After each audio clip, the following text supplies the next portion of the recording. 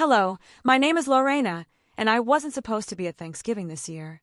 They told me the dinner was canceled for health reasons, but when I showed up anyway, every chair was filled, every plate was served, and my grandmother, in front of everyone, turned to my brother and asked, "Daniel, what happened to the hotel building I handed you?" My father dropped his fork. That was the moment the truth cracked open. Because they hadn't just stolen my name from the deed. They stole my role in the family, my history, my voice. Why would a family erase someone without ever saying a word? The air in Willow Falls always carries a certain sharpness in November, the kind that sneaks under your collar and makes you remember that the year is almost over. That morning, I stepped into Grandma Della's kitchen. And though everything looked the same, the smell of turkey brining, the faint sweetness of cranberries simmering on the stove, something inside me didn't feel right. I stood there for a moment, watching the lights stretch across the tiled floor, and I couldn't shake the thought. This dinner was supposed to be a celebration. Yet, the storm had already started to gather, even if no one else could see it. I had grown used to the rhythms of Thanksgiving in this house, the chatter, the laughter, the endless refills of coffee as dishes lined the counter. But this year, I felt like an outsider in my own family. I knew I'd be smiling across the table, carving pie, pretending to enjoy the moment. Still, underneath the surface, the truth gnawed at me. I wasn't even on the guest list for the real fight. The battle over what was mine, taken from me without my consent. A year ago, things had been different. I can still picture Grandma Della's hand over mine when she said it. She had pulled me aside, away from the noise of cousins and football games, blaring on TV. "Lorena," she told me, her voice steady, "the ironwood is yours. On your birthday, I'll sign it over." The ironwood wasn't just a building. It was our family's legacy, a colonial-style hotel that had weathered storms, floods, and even a pandemic. When CO shut everything down, I was the one who stayed. I was the one fixing broken pipes at 2 a.m, repainting rooms so guests would have a reason to come back, designing a new logo that reminded people of warmth and Southern heritage. My fingerprints were on every brick. Della knew it. She told me, "This place lives because of you." It was the only recognition I ever wanted. And when she promised the hotel would be mine, I finally felt seen, but the papers never came. 2 weeks before Thanksgiving, curiosity and unease pushed me toward the county records office. I remember sitting there under the hum of fluorescent lights, scrolling through the computer database, and then I froze. My name wasn't on the deed. It was Carson's. My older brother, the one who had barely stepped foot in the ironwood except to attend parties and boast to his friends that his family owned it. I stared at the screen until my eyes blurred, my throat tightened, my stomach dropped, but I still dialed my mother's number, hoping it was a clerical error. Valeria answered like she always did, clipped, impatient. "Mom, the title. It says Carson owns it now." "What happened?" There was a pause, the kind that tells you someone is deciding whether to lie. "It's better this way, honey," she finally said. "You don't want the stress of running a business long-term. Your brother is more suited for it." I sat there clutching the phone, trying to breathe. Her words weren't concern, they were dismissal. A lifetime of effort cut away in one sentence. All in the name of protecting me. Protecting me from what? My own competence. I walked out of the records office into the chilly air, but the cold I felt wasn't from the wind. It was from the sudden realization that my family had made a decision without me. A week later, I learned the full extent of it. A cousin, not realizing what she had done, forwarded me a screenshot of the family group chat. They had held a meeting the month before to discuss the hotel transition. Everyone was there. Carson, my father Greg, my mother, and Jalen. Jalen of all people.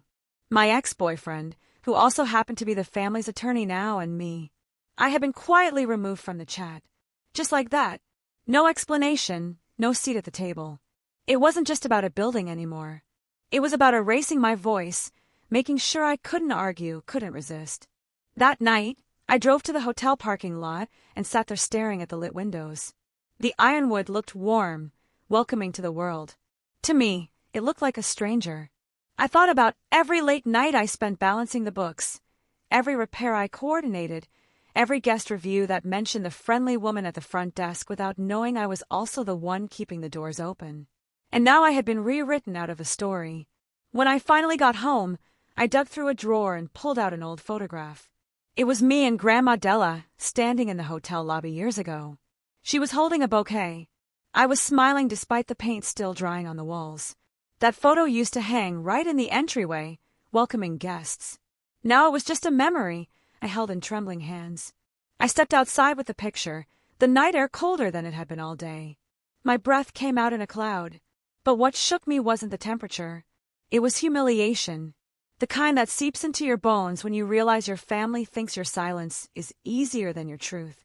They want me quiet, I whispered to the dark. And yet deep inside there wasn't rage. Not yet. There was only a sharp clarity, the kind that comes right before a storm breaks.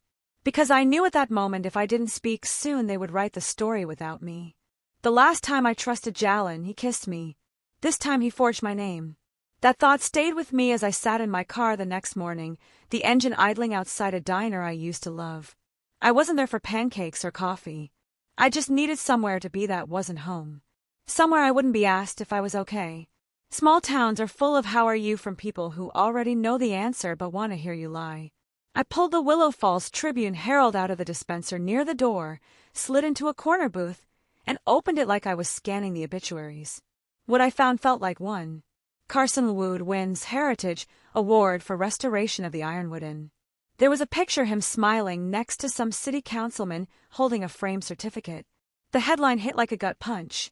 Each word a reminder that I was being erased from the story of something I built.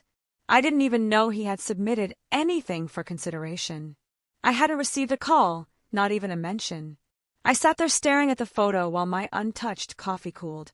The article praised the visionary rebranding, the savvy business repositioning, the decisive leadership during post-pandemic recovery. It was a tribute written for the man who, by all public accounts, had resurrected the inn. The truth, I was the one who kept it from dying. That article made one thing certain. I needed to see the place again, not from the parking lot. I had to walk through the halls, touch the walls, find out how deep the rewriting went. By the time I pulled into the Harston's lot, it was past noon. I parked in the back and entered through the side door, still unlocked for guests during daylight hours. I smoothed my coat, ran fingers through my hair, and walked in like I belonged, which I did more than anyone. The lobby had changed, but not in the way you'd expect. The structure was the same, but the soul had been bleached out. Where there used to be family photos and handwritten chalkboard greetings, now there were gold-plated signs. Reimagined by Carson Grand Colonial. Even the font made my teeth grind. A receptionist, young, probably college-aged, sat behind the new marble desk. She smiled politely, clearly not recognizing me. I smiled back, didn't say a word, and let my gaze drift behind her. The photo was gone. The one of me and Grandma Della standing on opening day, laughing with paint still on our arms. It used to hang in the center of the lobby, right beneath the fireplace mantel. In its place, a staged photo of Carson shaking hands with a man in a gray suit, the kind of polished investor who'd never set foot here during the hard days. The plaque beneath read, "A vision secured." It took everything in me not to pull it off the wall. Instead, I walked the perimeter like a guest, getting a feel for the place. I nodded at the front desk girl when she asked if I needed anything and told her I was just revisiting old memories. She smiled, oblivious. "Enjoy your stay." I went straight to the office hallway. Back when I managed the place, my desk had been tucked into the old converted pantry right off the kitchen. The room was supposed to be remodeled into storage. Guess they hadn't gotten to it yet. The doorknob was still loose. I nudged it open with my shoulder, heart pounding harder than it should have. The room hadn't changed much. Same dusty shelves, same humming mini fridge. I scanned the filing cabinets and tried not to dwell on how many hours I'd spent here late at night eating peanut butter crackers and sorting vendor invoices. On the third drawer of the cabinet labeled 2020-2021, I found it, the deed file. There it was, the application to transfer title, and at the bottom, a signature, my name, scribbled in a way that looked familiar but wrong. I stared at it for a full minute before pulling out my phone and snapping photos. The curve of the L was too sharp. The spacing between the U and the R off. My actual signature had rhythm, a natural lean. This one was a mimic, a performance. Whoever did this practiced, but not enough. There was a yellow sticky note on the back of the folder, A name, Jalen, followed by Get Carson's final okay before notarizing. I felt like someone had poured cold water down my back. It was one thing to suspect. It was another to see my name impersonated in ink, filed away like a formality. I backed out of the room, retraced my steps to the lobby, and left without speaking. The receptionist didn't look up this time. In the car, I stared at my phone, thumb hovering over a contact I should have deleted months ago. Jared. My finger tapped the screen. He answered on the second ring. Hey, Lena. Like we were catching up after a vacation. I cut him off. I saw the transfer forms. A pause. You signed them, he said quickly. Too quickly at Grandma's that day. Remember? We had lunch. No, I said we didn't. Another pause. The kind that says, I'm thinking of how to spin this. You were under a lot of stress. He tried. Maybe you don't remember. It was all in the family's best interest. You forged my signature. Silence. You signed the papers, Lorena. I was there. I leaned back against the headrest, forcing myself not to yell. You were never there. Not really. Click. I ended the call. The sun had started to dip behind the trees, casting long shadows over the hotel's facade. Ironwood glowed gold in the late light, warm and welcoming to the world. It looked exactly like the place I used to love, but inside, I knew something was gone. Something had cracked open. I sat in my car until the parking lot emptied. I didn't cry. I didn't scream. Instead, I opened the gallery on my phone, tapped on the photo of the forged signature, and saved it to a new folder labeled Proof. Then, I whispered into the silence.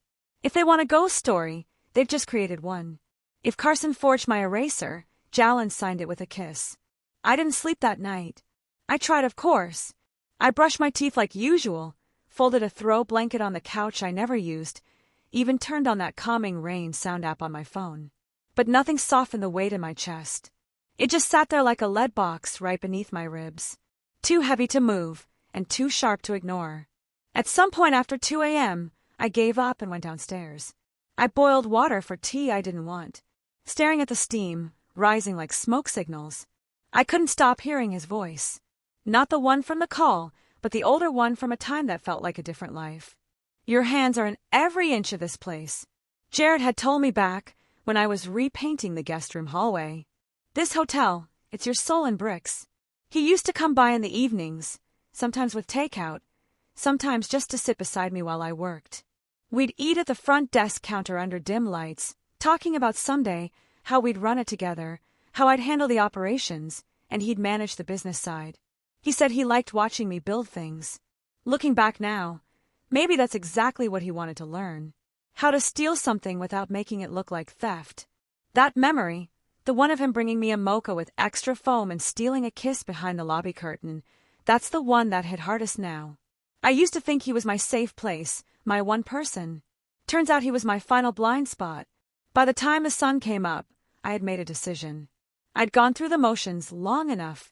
If they were going to treat me like a ghost, then I'd haunt the truth right back into their lives. I waited until just after dark that evening to return to the Ironwood. I parked 2 blocks away and walked the rest of the distance on foot, coat zipped tight, hands stuffed into my pockets. The streets were quiet. Most guests would be out to dinner or inside their rooms. That was always the lull time between early evening check-ins and late-night fire pit chatter. I told the concierge at the front desk I had a meeting with someone from the board. She didn't ask questions. No one ever questions confidence. I bypassed the public hallway and slipped through the staff door, a path I knew better than my own kitchen. It still smelled like lemon polish and burnt coffee from the break room. Jared's office was on the 2nd floor, tucked into the administrative wing near the linen storage. He'd taken it over last year after assuming a more involved role, which now sounded a lot like plotting in a suit. The door was locked, but the frame hadn't changed. I pulled the flathead key I kept on my ring, originally used for stuck-drawer locks, and jimmied it open with one careful twist. I'd trained staff to do this when keys went missing. Funny how the things I taught them were now the tools I used to survive them. Inside, it was exactly what I expected. Tidy, clinical, soulless. A small bookshelf stood near the window beside a metal filing cabinet labeled alphabetically. On his desk, a ceramic mug with the words, "Trust me, I'm a lawyer," I stared at it longer than I should have. I moved quickly. Second drawer down L. There it was, a thick folder with a post-it in his looping handwriting. Transfer package LE. I opened it on the desk. Each page like another layer peeling off my skin. The first few were typed documents, declaration of interest, property reallocation clauses, a general agreement of title transfer. On each, my name was typed. Below them, versions of my signature. Not one of them was mine. They were close. Familiar strokes enough to fool a stranger or even a distracted notary, but I saw it instantly. The hesitation in the curves. The way the end didn't loop like mine always did. This wasn't a signature. This was a forgery with good intentions, or worse, intended to look accidental. I flipped through the packet and found a note clipped to the back of the last draft. Get Carson's final okay before submitting to county clerk. They had planned it together, step by step. I wasn't just removed. I was replaced legally, strategically, intentionally. A door slammed downstairs. I flinched, nearly dropping the folder. I glanced at the clock.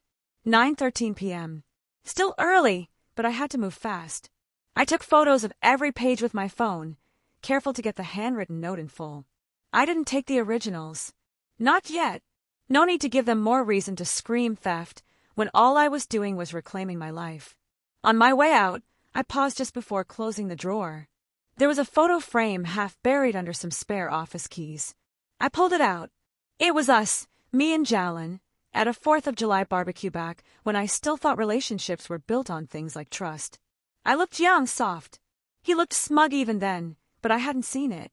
Or maybe I had and wanted to believe it was confidence. I left the frame on the desk face down. I didn't go straight home. I drove past our old date spots, past the courthouse where he once swore he'd never be like the lawyers who twist things to win, past the dog park we used to visit on Sundays. My hand gripped the steering wheel until my knuckles turned pale. Eventually, I pulled into an empty parking lot near the florist closed for the night. The neon open sign had been switched off, and the only light was from a street lamp flickering in the wind. That's where it hit me. Not like a punch, not even like a breakdown. It was softer, like the last string snapping inside a violin.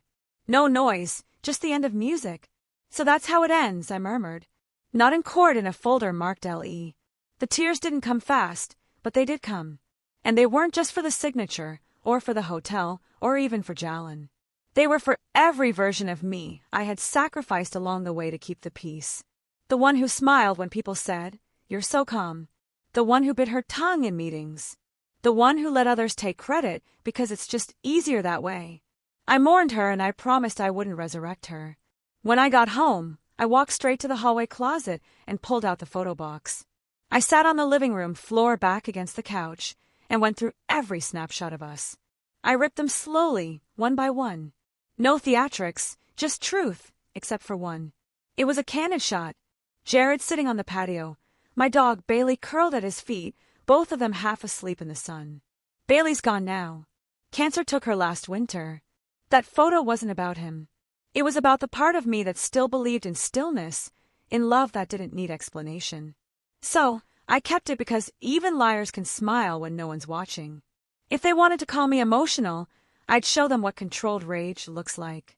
I woke up with my teeth clenched, the taste of last night's betrayal still lingering on my tongue.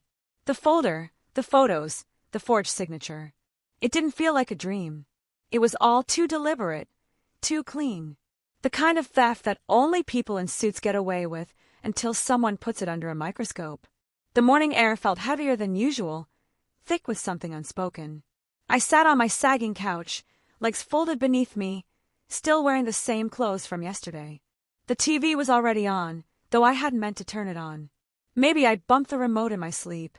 Or maybe the universe had decided to pour salt on open wounds. Up next on Channel 4, Willow Falls' own Carson Grand Colonial receives the 2024 Heritage Award for Historic Preservation. I didn't breathe. I didn't move. I just stared. There he was on the screen, shaking hands with the mayor like he'd just solved homelessness.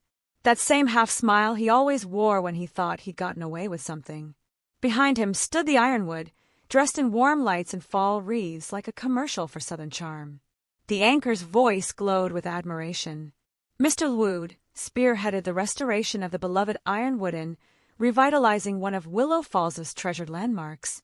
They played footage of the lobby, the floors I scrubbed, the curtains I hand-stitched, the layout I redesigned. My fingerprint was in every shot, but not once did they say my name. Not once. The camera zoomed in on the grand staircase, the very one I'd slipped down 3 winters ago while hauling a box of linens because Carson hadn't shown up to help with inventory. Now he was being praised for vision and perseverance.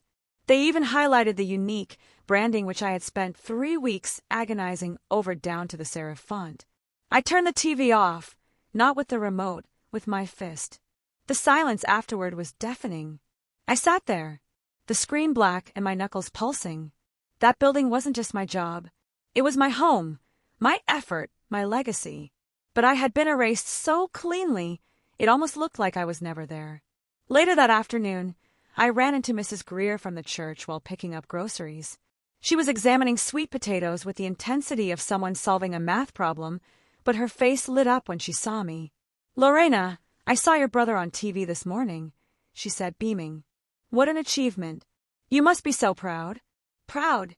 I smiled, because that's what women like me are taught to do. Then I nodded and said, "He's been very busy." She patted my arm like I'd raised the boy myself. "Your mama must be thrilled."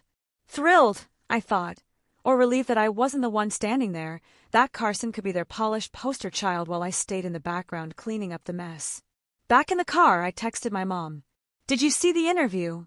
The reply came faster than I expected. "Yes, he's stepping up. You should support him."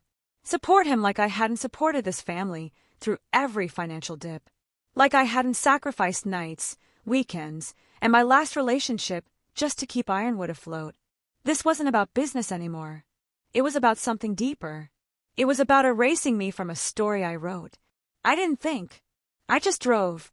15 minutes later, I was standing in front of my parents' house, that same colonial-style porch with a rocking chair no one ever sat in. I didn't knock. I walked straight in. Dad was in the garage pretending to organize tools that hadn't been used in years. He looked up, startled, then quickly returned to scrubbing a wrench with a rag like it owed him money. "Where's Mom?" I asked. "In the kitchen," he said, not meeting my eyes. Valeria was stirring something on the stove. She didn't turn around when I entered. "You could have told them," I said. She didn't answer. "You could have told the news. You could have corrected the lie," still silence. "You could have mentioned me just once." Finally, she turned. "This isn't about you, Lena." I laughed. It wasn't funny, but it was all I had. "Then what is it about?" She wiped her hands on a dish towel with deliberate slowness. "It's about moving forward. Carson is ready for this.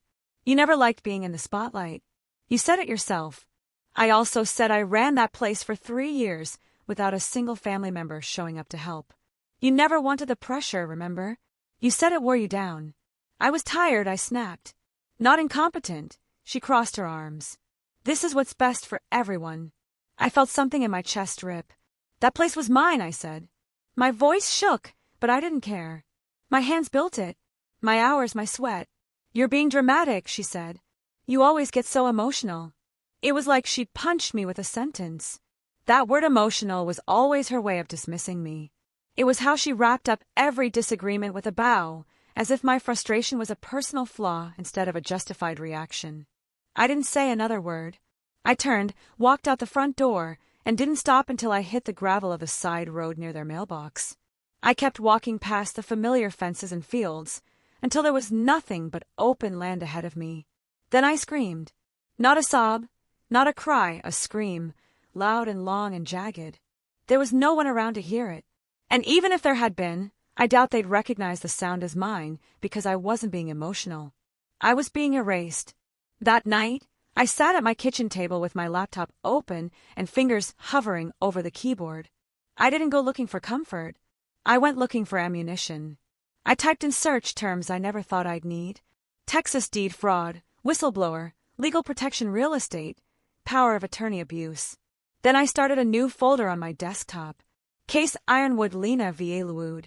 Inside it, I saved the pictures of the forged signature, the sticky note with Jared's handwriting, the marketing materials that excluded me, and the news clip of Carson accepting an award for work he never did.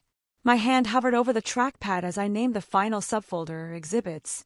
Then I saved one last document, a Word file with only 3 lines. This isn't about revenge. This is about truth, and I won't be silenced. I closed the lid. Nothing about this moment felt triumphant. It felt surgical, cold, necessary. But for the first time in weeks, I felt something else, too. In control. They locked me out of the building. But not the truth and not the law. It was a Thursday morning when I returned to the Ironwood. The same morning, fog curling across the lawn like smoke from a tired fire. The parking lot had that glossy sheen after a light drizzle, and I parked in my usual spot, out of habit more than anything else. The plan was simple. Grab my old design journal and the charger I'd left in my desk drawer. I told myself I wasn't there to make a scene. I swiped my key card at the side entrance, the one near the break room where I used to sneak in coffee and muffins for staff meetings. The light blinked red. I tried again, slower, still red. I stepped back, shook the card in my hand like it was an Etch-a-Sketch, and tried one more time. The same cold rejection stared back at me. Inside, I could hear someone laughing. Probably a guest, maybe one of the new staff, or maybe just the sound of a place that had moved on without me. I walked around to the front, feeling the dampness cling to my sleeves. The lobby looked untouched and almost identical to when I designed it 2 years ago. The planters I had chosen were still near the door. The magazine rack still leaned slightly to the left, no matter how often I asked someone to level it. Behind the desk stood someone I didn't recognize. Young, fresh-faced, hair pinned back like a news anchor. "Hi, can I help you?" she asked with a chirpy smile that made my chest tighten. "I used to manage this place," I replied, voice steady. "I just came to pick up a few of my personal items. Should be in the admin office." She hesitated, then glanced at her screen. "What's your name again?" "Lorena Wood." Her fingers paused on the keyboard. Her eyes flicked to me, and I could see it happening. The recognition followed by discomfort. "I'm sorry, ma'am," she said finally. "Your access has been revoked by Mr. Wood. I'm not authorized to let you in." There it was. No drama, no raised voices, just a simple sentence that gutted me. I nodded, not trusting myself to speak. I turned to leave, but not before I caught the whisper. A man sitting on one of the lobby couches leaned toward his wife. "Isn't that the lady who used to work here? Used to work here. Used to matter." I stepped outside without a word. She's echoing on the tile. I didn't cry. Not then. I'd run out of tears for this place. But something inside me did flinch, like an old joint you thought had healed.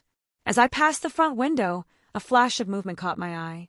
The lobby flat screen played a looping promotional video.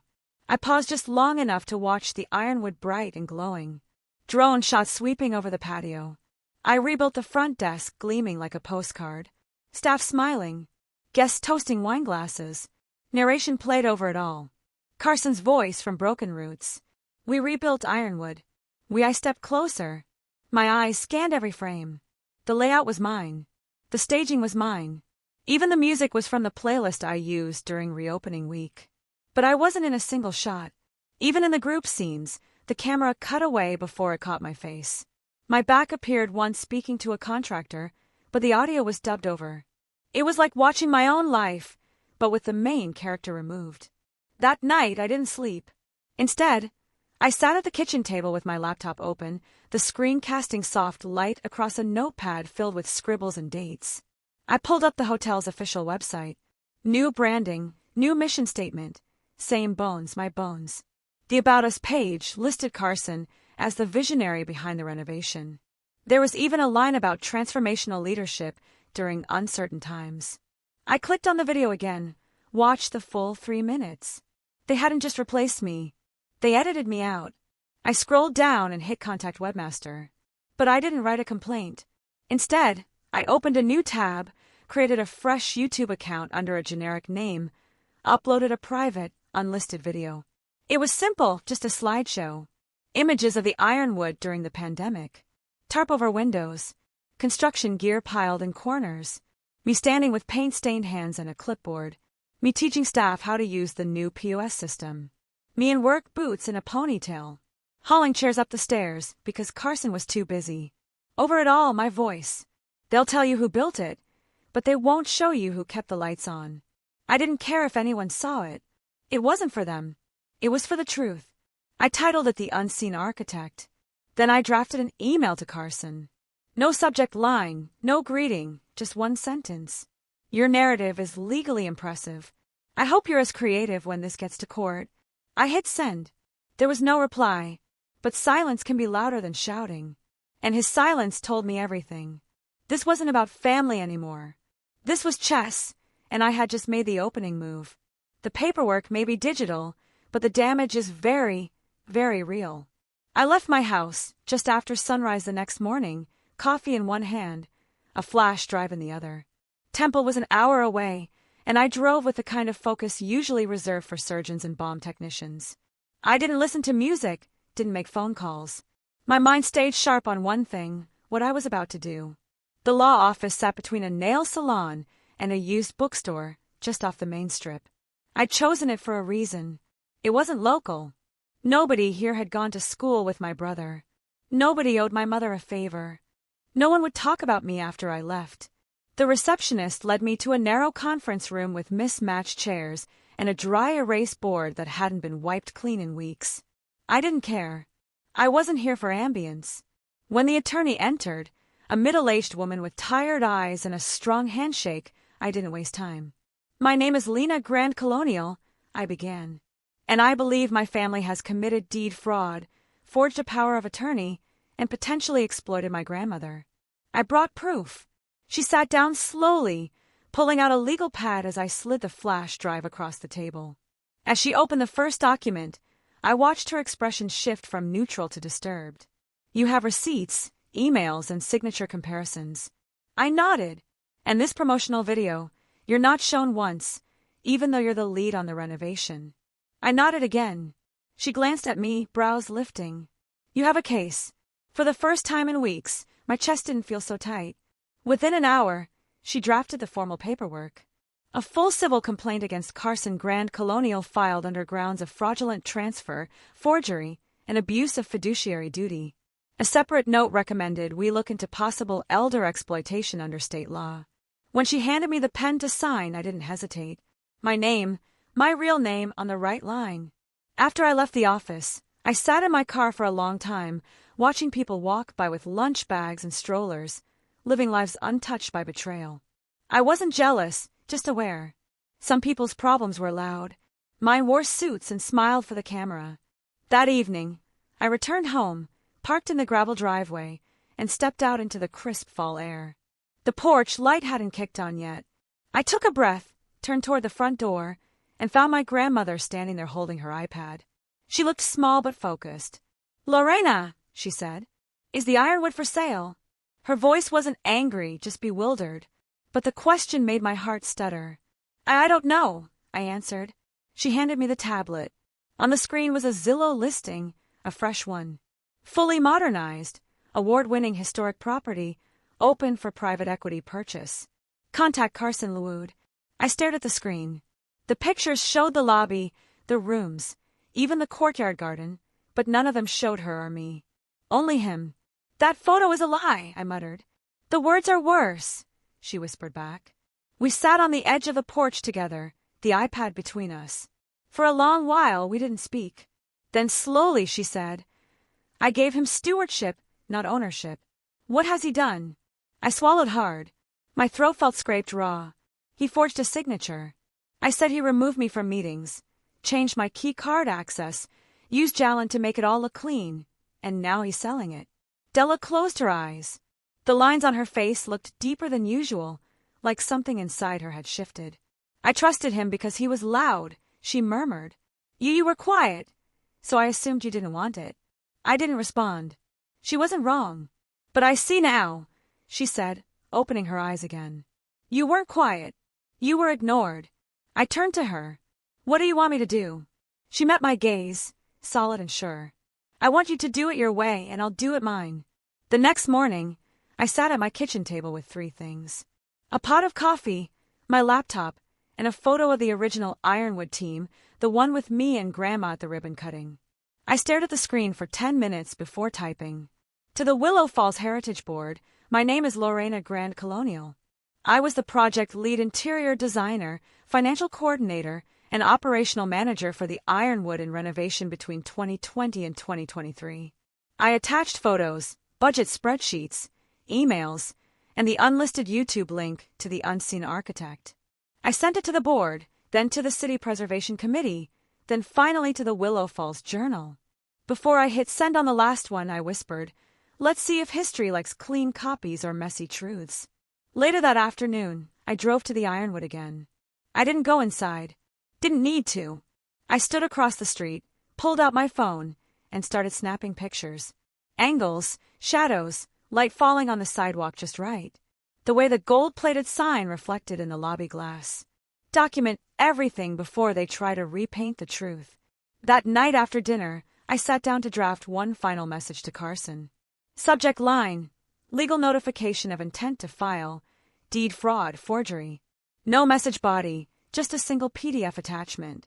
72 pages. Proof. I clicked send. I didn't expect a reply, but the message was already loud enough. The dinner ended, but the reckoning that had only just begun.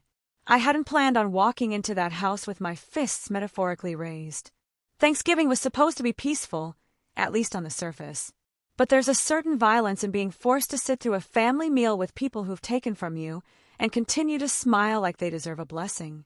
Thanksgiving morning arrived with clear skies and cold air. Grandma Della insisted the dinner still happen. Just family this year, she said, as if we hadn't already proven how little that word could mean. I offered to skip it, told her I didn't need the turkey or the forced smiles, but she looked at me with that firm, unblinking stare that had ended 1,000 debates when I was a kid. "No," she said. "You need to be there. All of them do." So I came. I wore black, not because I meant to be dramatic, but because it was the only clean thing that didn't require ironing. I brought a pie store-bought plastic wrap still on and set it on the counter without fanfare. Inside, the mood was stiff.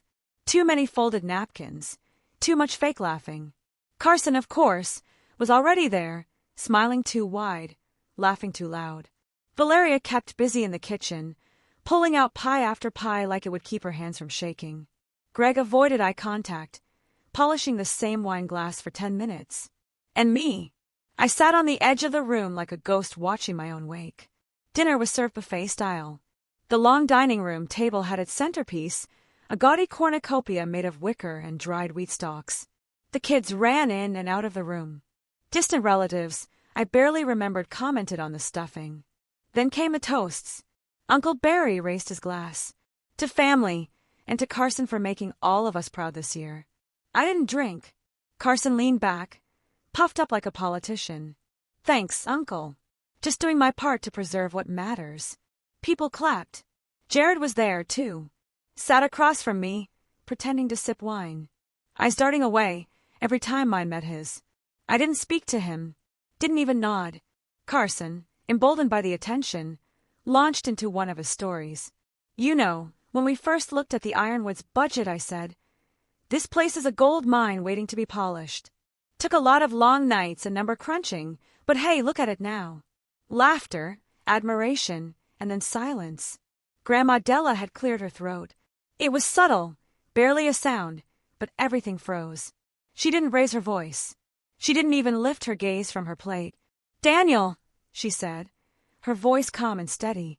"What happened to the hotel building I handed you?" The clatter of silverware rang through the room as Carson's fork hit the china. Dead silence followed. Someone coughed. Someone else shifted in their chair. "What?" Carson asked, chuckling nervously. "I asked," she repeated louder this time. "What happened to the building I gave you?" He cleared his throat.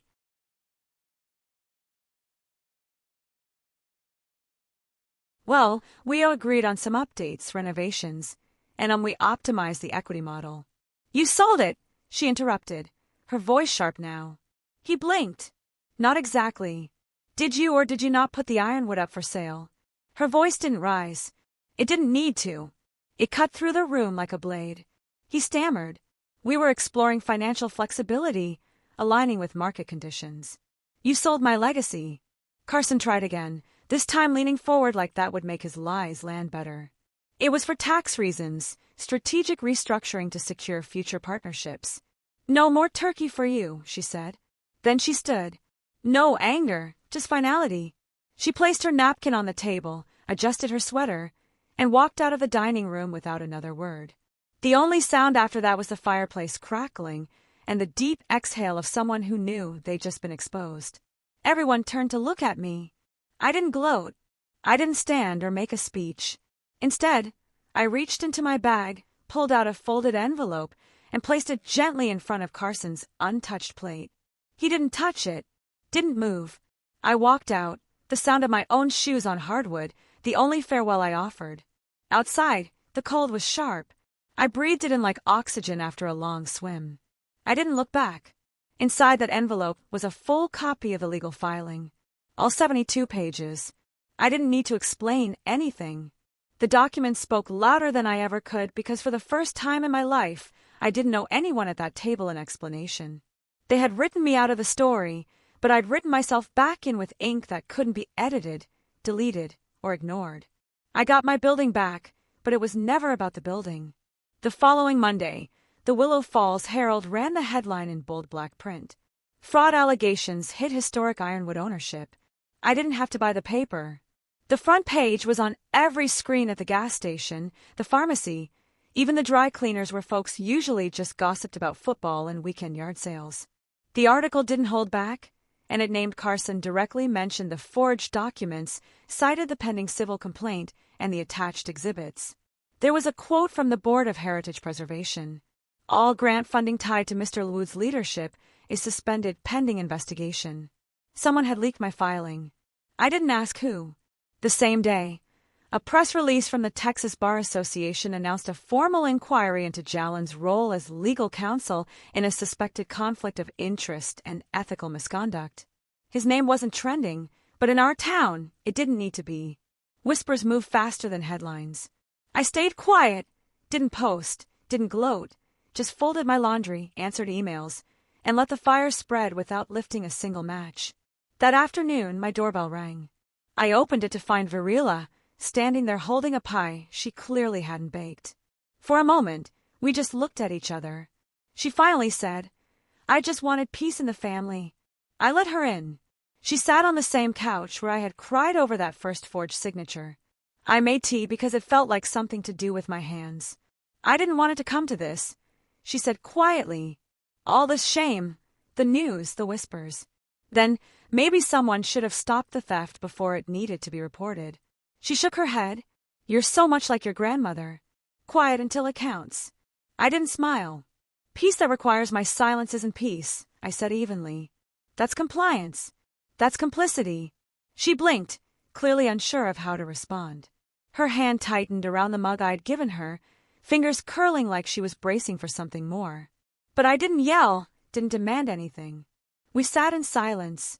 Two women who had shared a kitchen, a last name, and now too much distance to close in one afternoon. I didn't offer her forgiveness, and she didn't ask for it. When she left, the pie still sat on the counter. 2 days later, I met with my attorney in a neutral conference room rented in Willow Falls.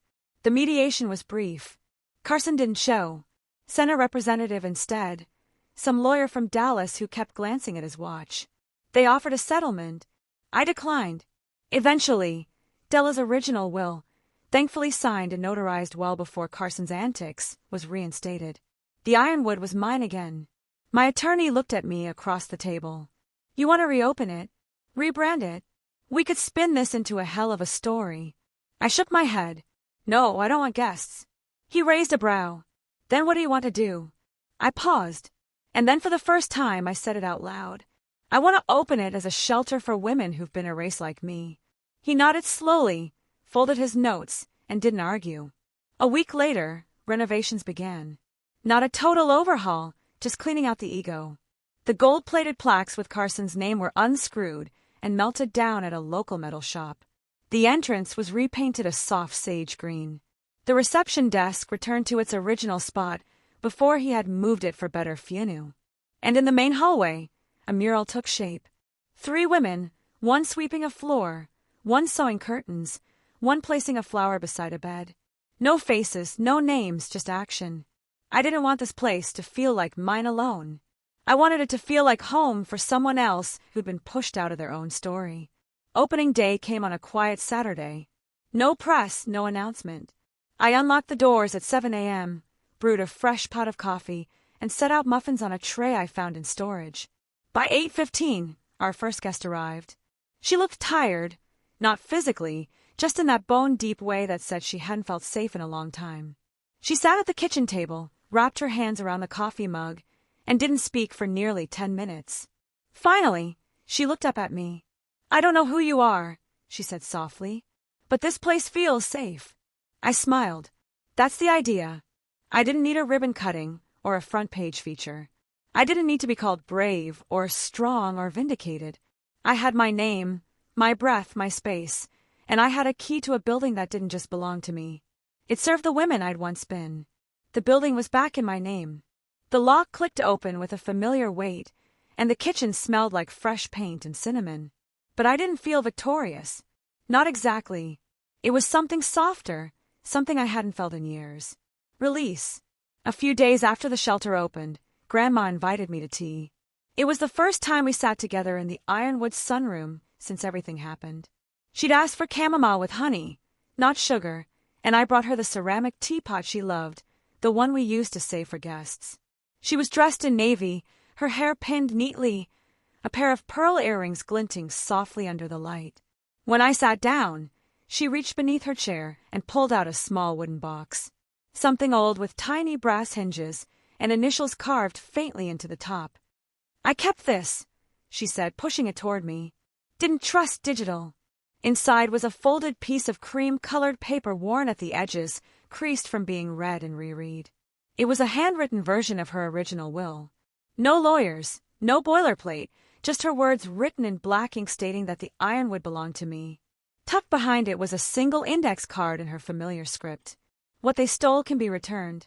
What they lost can't." My eyes stung, but the tears never fell. Not out of restraint, just peace. "Thank you," I said simply. She reached over and held my hand. "You didn't need this to prove it was yours, but sometimes it's good to have something no one else touched." The next week, a single email slid into my inbox from Carson. Subject line, I saw the article message. If I could go back, I'd choose differently. I wanted to feel important. No apology, just that. I didn't respond. Instead, I opened my desktop folder titled Ironwood Litigation. I created a subfolder, named it Unanswered, dropped his email inside. Then I closed it and never opened it again. By late November, the mural Ms. had been working on in the back hallway was finally done. She'd been quiet about it, just asked for space and brought her own brushes. When I walked in that morning, she was standing back with her arms crossed, a spot of red paint on her cheek. "It's finished," she said. The final panel showed a woman standing at a window. Not a literal portrait. No face, no detailed features, just her silhouette looking out into soft light. "That one's for you," Melissa said. I shook my head. "No, that one's for who I used to be. She's the one who fought to get me here." She didn't argue. That afternoon, I swept the front porch while a few of the women staying inside folded donated blankets and rearranged the pantry. The house buzzed gently like it was alive again. Around 4 o'clock, Valeria showed up. She didn't bring pie this time. No flowers, no pretense, just herself. She stood on the porch like someone unsure if she was welcome. I motioned for her to come in, and she did, arms crossed, shoulders tight. "I didn't know," she said after a long silence, "how much you were holding." I nodded slowly. "I didn't need you to know. I needed you to listen." There wasn't much else to say. We stood near the door, not quite facing each other.